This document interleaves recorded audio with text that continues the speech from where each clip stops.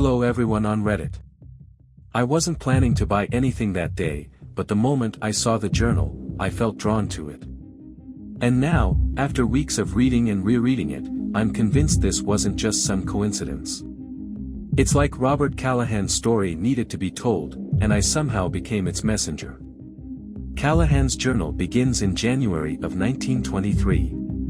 He was an adventurer and a geologist by trade, one of those early 20th century explorers who thrived on venturing into the unknown. According to his notes, he had been hired for an Antarctic expedition by a private group he only referred to as the League.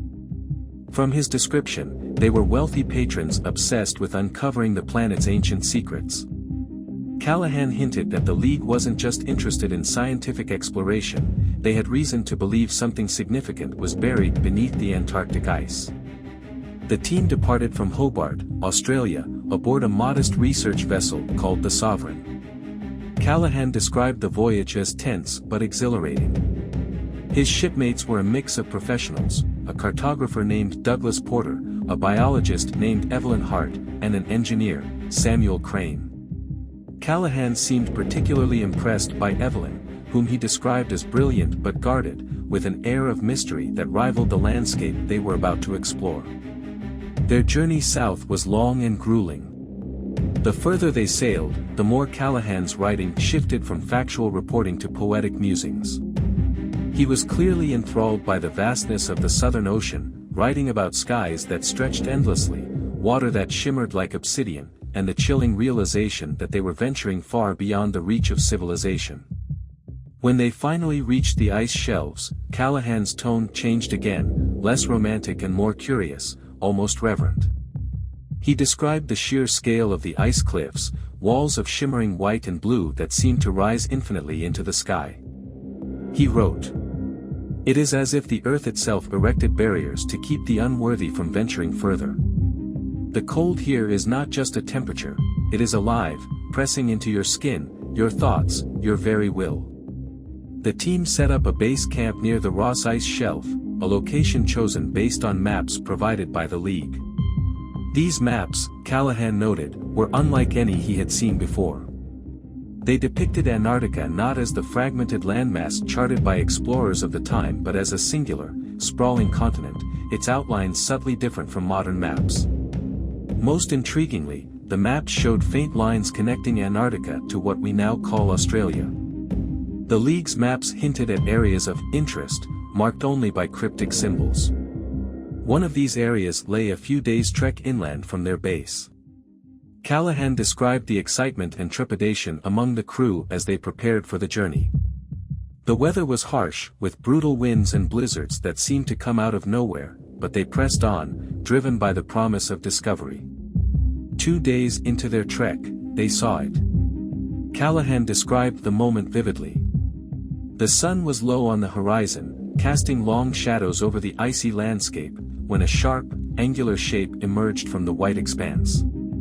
At first, they thought it was a natural formation, some jagged peak or iceberg, but as they approached, it became clear that it was anything but natural. It was a pyramid. Callahan's journal described it as a colossal structure, rising out of the ice like a beacon. Its sides were unnaturally smooth, reflecting the light in strange ways. He noted that the edges were too precise, the symmetry too perfect, for it to be anything other than man-made, or, as he speculated, something made. The crew was stunned. Douglas, the cartographer, immediately began sketching while Evelyn, the biologist, collected samples of the surrounding ice, muttering about potential anomalies in the environment. Samuel, ever the skeptic, suggested it might be some kind of mirage or freak geological formation. But Callahan wasn't convinced. They circled the pyramid, discovering strange carvings along its base, symbols that looked vaguely familiar but defied identification. Callahan noted a recurring motif, a spiral interwoven with geometric shapes, resembling both a galaxy and a labyrinth. The symbols were carved with such precision that even after centuries, or perhaps millennia, of exposure, they remained sharp and clear. That night, as they camped near the pyramid, Callahan wrote about the weight of what they had found. He speculated wildly in his notes, drawing connections to myths of lost civilizations, Atlantis, Mu, and even ancient Sumerian legends of the southern land of gods. But the most chilling detail came from Evelyn. She noticed something unsettling. The ice around the pyramid was warm. The next morning, Callahan and his team were eager to continue their exploration of the pyramid. The warmth Evelyn had detected wasn't just a fluke. The ice surrounding the structure had an unusual texture, almost like melted glass that had refrozen. Callahan noted it in his journal, theorizing that the pyramid might be radiating heat from within, an idea both thrilling and deeply unsettling. The entrance to the pyramid was discovered by accident. As they explored its base, Samuel Crane, the engineer, stumbled into what appeared to be a fissure in the ice. It turned out to be an opening, narrow and partially obstructed by snow, but unmistakably deliberate. The team cleared the entrance and peered inside. Callahan's description of that moment was captivating. He wrote, "The air was different. Not just warmer, but heavier, carrying a faint metallic tang. The passage sloped downward, smooth as if carved by tools far more advanced than any we possess. Our lanterns illuminated walls that glimmered faintly, as though embedded with microscopic crystals. The passage led into the depths of the pyramid, and the team, though apprehensive, decided to venture inside." Callahan's notes captured their mix of awe and fear. Every step felt like a journey back in time. The walls were adorned with more symbols, similar to those on the exterior but far more intricate. Some appeared to depict constellations, others what looked like mathematical equations. But the most striking feature was the central chamber. Callahan described it as vast and cathedral-like, with a vaulted ceiling that seemed impossibly high. In the middle of the room stood a pedestal, and atop it lay what Callahan referred to as the map. Unlike the crude, hand-drawn maps provided by the League, this was something else entirely. It was a flat, circular plate made of a material none of them could identify, black, polished, and eerily cold to the touch despite the warmth of the pyramid. Inscribed on its surface was a map of Earth, but not as we know it. The continents were all there, but their shapes were subtly different, as if viewed from an entirely different perspective. Antarctica was massive, extending far beyond its modern borders and directly connected to Australia. Callahan wrote, "This map challenges everything we think we know. Antarctica is not isolated, it is central. A bridge, not a boundary. And the lines, oh, the lines. They extend outward from the southern continent like veins, connecting to points across the globe.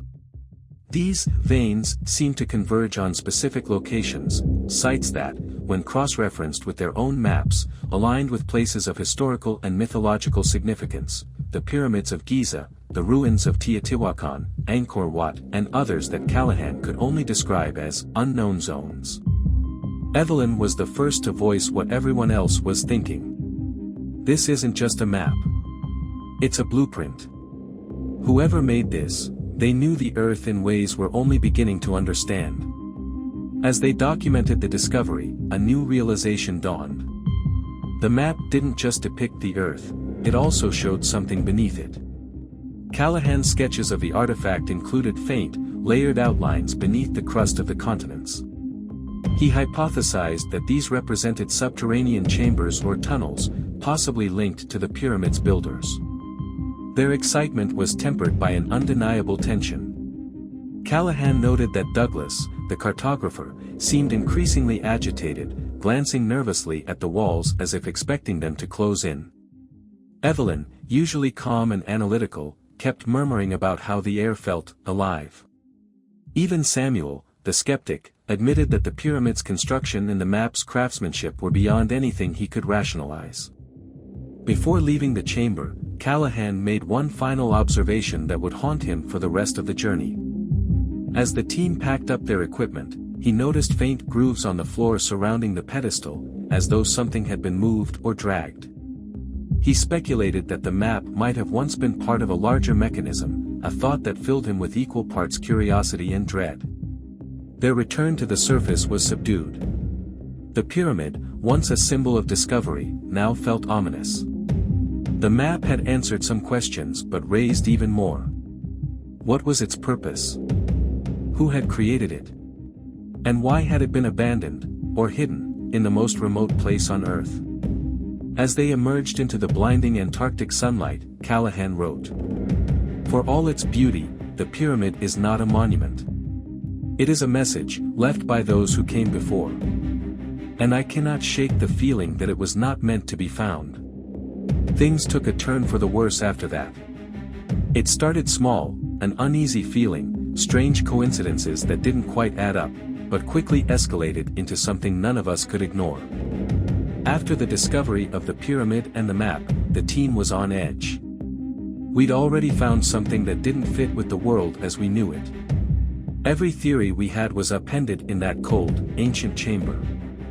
What made things worse was that Callahan's journal began to show signs of a growing obsession. He started documenting everything in minute detail, daily routines, observations of the weather, conversations, as though everything around him had become important, as if the secrets they'd uncovered were starting to take hold of his mind. But I'm getting ahead of myself. A few days after the pyramid discovery, Callahan wrote in his journal about a cave system they had stumbled upon while exploring the ice shelves further inland. At first, it appeared to be a typical ice cave, frozen walls and jagged icicles, but there was something different about it. February 12, 1923. This cave feels wrong. The air is heavy, almost thick. And as we enter, I feel a distinct drop in temperature, not outside, but within the cave itself. It is as though we are walking into something that is not meant to be discovered. The team pressed on, intrigued by the cave's strange features. Callahan wrote about the passageways twisting and turning in unnatural ways, defying basic principles of geography and geology. The further they went in, the more the cave seemed to open up, stretching into an enormous subterranean cavern. That's when things got strange. Evelyn, ever the scientist, began collecting samples from the walls and floor. She was the first to notice the odd growths, green, bioluminescent moss that glowed faintly in the otherwise pitch-black darkness. Callahan sketched the plants in his journal, his handwriting growing more frantic with each page. This is impossible. The flora inside this cave defy every law of biology. We've entered an ecosystem that should not exist. Plants that should be found in rainforests, in tropical climates, are thriving here, beneath miles of ice. The moss wasn't the only anomaly. Callahan wrote about the cave's temperature, which remained inexplicably warm, even as the freezing Antarctic winds howled outside. The further they ventured, the more they discovered, ferns that appeared to have been there for centuries, flowers that bloomed in the dark, and strange vines that crawled across the cave floor, their tendrils twisting and curling like living creatures. At one point, Callahan wrote, "We've found what can only be described as a hidden world. There is no other explanation. We have uncovered a pocket of life that should not exist. This place is ancient, older than anything we've seen before. How is this possible?" The team was now divided. Some of them were terrified, including Samuel, who had always been the most pragmatic of the group. He wanted to leave immediately, but Callahan, Evelyn, and Douglas pressed forward, driven by the discovery that there might be more to this world than they had ever imagined. And then they found the entrance to what Callahan described as the Green Veil. At the heart of the cave, we discovered a passage that led upward, into a space that seemed to pulse with life. It is a forest, though not one like any we have ever seen. Trees tower over us, their trunks covered in moss, their leaves a vibrant green despite the total darkness. A soft mist hangs in the air, and the ground is covered in thick, spongy grass. The very air tastes sweet, like dew in a meadow. Callahan was awestruck. He wrote that the forest seemed to stretch for miles, an untouched world hidden beneath the ice. The temperature was warm, and though the ground was made of ice, it seemed to absorb the heat, providing the perfect environment for this underground jungle. The plants, even though they glowed faintly, appeared healthy and untouched by time. They spent hours in the green veil, documenting everything they could. The flora was alien in nature, but at the same time, strangely familiar. Callahan compared it to ancient Earth during the Precambrian era, when the planet was dominated by lush, strange ecosystems. It felt like they had stumbled into a time capsule, preserved by forces beyond their understanding. But there was something unsettling about the place. Evelyn became increasingly paranoid. She mentioned feeling like they were being watched, though she couldn't pinpoint why. Callahan, too, wrote about an odd sensation in the air, a tension that seemed to build the longer they stayed. The deeper they ventured into the forest, the more oppressive it became. It was as if the very place itself was alive, aware of their presence, and perhaps even waiting for them to leave. By the time they decided to return to the surface, it was clear that the green veil wasn't just an anomaly, it was something far more significant. Callahan wrote that he had a sinking feeling that the cave system was only one small part of a much larger network, a network that might connect this hidden world to other parts of the planet. And that's when he made the most alarming discovery of all. By the time Callahan and his team had left the green veil and returned to the surface, they were no longer the same people. The unease that had set in deep within the cave stayed with them, a shadow that couldn't be shaken. They had discovered something monumental, an ecosystem that shouldn't exist beneath miles of ice, but there was an even darker truth hidden in their findings. Callahan's journal begins to take a darker turn here, as he writes about the discovery that changed everything. February 18, 1923. It is no longer possible to ignore what has been staring us in the face. The answers we found are too big, too dangerous. There are forces at work here, forces that don't want us to continue. The first sign that something was wrong came shortly after they had returned to their camp. Callahan and Evelyn had been reviewing their notes when they noticed that several important pieces of equipment had gone missing. Maps, tools, and documents that detailed their findings were nowhere to be found. Callahan initially thought it might have been a case of simple oversight, but something in his gut told him that wasn't the case. As the days passed, more equipment disappeared. Their food supply was tampered with. One night, when Callahan went to check on their fuel supply, he found the container completely drained, though they hadn't used nearly that much. Someone, or something, was working against them. And then there was the radio. It was Samuel who first noticed it. Their radio equipment, which had been working fine since they'd arrived, suddenly malfunctioned. Every time they tried to send a message back to the League or Australia, the transmission would cut out. Static filled the air, and the signal was lost. It was as if some unseen hand was blocking their communication with the outside world. Callahan wrote in his journal, "I cannot ignore the growing sense of surveillance. The radio, the missing supplies, the strange feeling that we are being watched. I fear that we are not alone here. And if that's true, the pyramid is not the only secret buried beneath the ice." At this point, Callahan started digging into the history of the League, trying to piece together why they were really here. He uncovered something unsettling, a pattern of expeditions to remote places around the world, all funded by the same shadowy group. He found records of expeditions to the Himalayas, the Amazon, and the deserts of Egypt, all seemingly searching for the same thing. It became clear to him that the League wasn't just interested in exploration or scientific discovery. They were after something ancient, something hidden beneath the Earth's surface. He began to suspect that their interest in Antarctica wasn't random, that the Green Veil and the pyramid were only a small part of a much larger mystery. But what unsettled Callahan most wasn't the discovery itself, it was the growing realization that the League might not be the only one searching for these ancient secrets. In one of his final entries, Callahan described a strange occurrence that occurred late one night. He and Evelyn were sitting in the mess hall, discussing their findings, when they heard a strange sound coming from outside. At first, it was faint, a low, vibrating hum that seemed to come from the ice itself. But the sound grew louder, until it felt as though the ground beneath them was shaking. They rushed outside, and what they saw stopped them cold. A shadowy figure, silhouetted against the glowing auroras, was standing at the edge of the camp. Callahan's journal entry is brief, but chilling. I saw him. A man, standing at the edge of the camp. I could not make out his face, but he was tall, thin, and wore a long coat, much like the ones we use for the cold. He stood there, motionless, for what seemed like hours.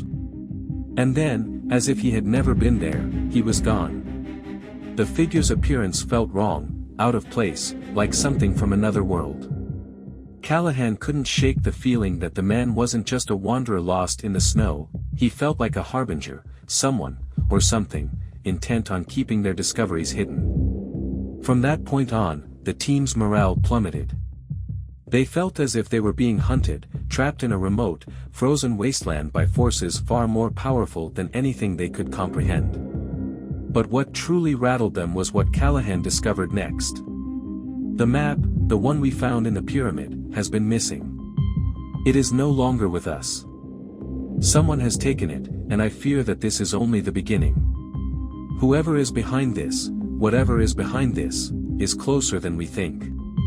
By the time Callahan wrote his final entry, the atmosphere at the base was unbearable. The team had become paranoid, fractured. Every creak of the ice, every shift in the wind felt like a warning, and the sense of being watched had only intensified. Callahan, Evelyn, and Douglas were all on edge. Samuel, once the skeptic, had grown increasingly agitated, often pacing the camp, speaking of a presence that had been lingering for days. Callahan, however, seemed obsessed. His journal entries grew more disjointed, his handwriting frantic. He spoke of dreams, nightmares, really, where the pyramid's carvings twisted and changed, where the green veil opened up into infinite dark corridors that led deep beneath the earth. He felt the presence of something ancient, something that had been waiting for them. And the deeper they explored, the more they seemed to uncover. But it was one final discovery that would haunt Callahan's mind forever. March 1st, 1923. I've been studying the maps, the League's maps, and the one we found in the pyramid. Something is wrong. The lines I once thought were merely connections to significant historical sites are something else entirely. They form patterns, constellations. I've traced them again and again, and they are leading us toward one place. The door. Callahan's theory became clear in his next entry. The door lies beneath Antarctica. Beneath all the ice. There is a passage, a door that connects not just parts of the world, but parts of time, parts of space. I am certain of it. But this place, this door, is hidden, and it has been kept secret for millennia. Whoever built the pyramid, whoever constructed the green veil, they knew about it. They were the keepers, the guardians. Callahan's growing obsession with the door consumed him. He started referring to the missing map as the key, something he believed would open the door to another world, one filled with untold secrets. But then, something terrifying happened. On the evening of March 3rd, after another one of those strange, vibrating hums shook the camp, the team made the decision to leave. The fear, the paranoia, had reached its peak. They were about to pack up and head back to the coast when Samuel vanished. He had been last seen near the edge of the camp, near the spot where Callahan had seen the shadowy figure weeks before. He was gone without a trace. No sign of struggle, no footprints in the snow, just gone. At that point, Callahan was convinced they had made a terrible mistake. They had awakened something ancient, something buried under the ice for a reason. He believed that the League wasn't just a group of explorers, but a group with an agenda, to unlock the secrets of Antarctica, and in doing so, unleash something that was never meant to be found. In his final journal entry, Callahan described an event that terrified him beyond reason. I hear it now. The hum. It is growing louder, coming from deep beneath the ice. We are not alone. Something is down there. The door is calling. I can feel it, and I know it has been waiting. The pyramid was not a monument, it was a warning. The map was not a discovery, it was a trap. I do not know if we are meant to return. Callahan's entry ends there. The rest of the journal is blank. What happened after that, no one can say for certain. Their radio was never repaired, and their last message never went through. A rescue team was sent from Australia months later, but they found nothing. The base camp was abandoned, the tents left in disarray, but there were no signs of the team. No bodies. No clues. It was as if they had disappeared into the frozen wasteland without a trace. Some say they were taken by the very forces Callahan had been investigating. Others believe the door had opened, and they stepped through into another world, lost to time. The only thing that remains is the journal, the last remnants of Robert Callahan's notes. And that map. The one that connects Antarctica to Australia, that shows ancient networks beneath the Earth's surface. It is still out there, waiting to be found again. I don't know if I want to know more. But I can't help myself. I keep looking at the map, tracing the lines. And something tells me that one day, someone will find the door, and when they do, they'll learn the truth. Maybe that's what Callahan was trying to warn us about all along.